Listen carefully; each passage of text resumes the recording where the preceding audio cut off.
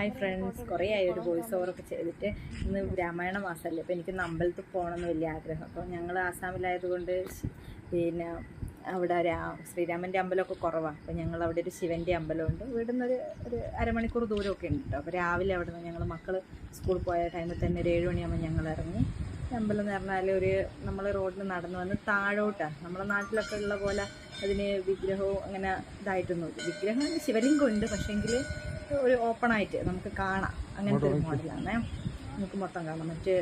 അതുപോലെ തന്നെ പൂജാരി ഉണ്ടാവും. നമ്മൾ അവിടെ സാധനമൊക്കെ വാങ്ങിക്കൊണ്ട് പോകണം പൂജയ്ക്കുള്ള. അപ്പം നമുക്ക് തന്നെ പൂജ ചെയ്യാം. പൂജാരി നമുക്ക് കയ്യിലെടുത്ത് തരും. എന്നിട്ട് നമുക്ക് തന്നെ അത് ശിവലിംഗത്തിൻ്റെ മുകളിലോട്ട് നമുക്ക് തന്നെ പൂജയ്ക്ക് അർച്ചനയൊക്കെ ചെയ്ത് നമ്മൾ തന്നെ ചെയ്യും കേട്ടോ.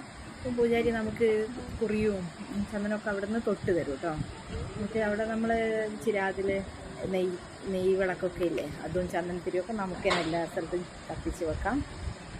പുറത്ത് നമ്മളെ നാട്ടിലൊക്കെ അങ്ങനെയല്ലല്ലോ. അമ്പലത്തിൽ പോയി കഴിഞ്ഞാൽ എല്ലാം നമ്മളവിടെ വെച്ചിട്ട് ചെയ്യുന്നല്ലേ. ഇതങ്ങനെയല്ല. ഇതെല്ലാം നമുക്ക് ചെയ്യാൻ പറ്റുന്ന ഒരു ഇതാണ് ഇവിടുത്തെ അമ്പലങ്ങളിലെല്ലാം. പ്രത്യേകിച്ച് സ്ത്രീകൾക്ക് അവിടെ ഇരുന്ന് പൂജ ചെയ്യാം കേട്ടോ.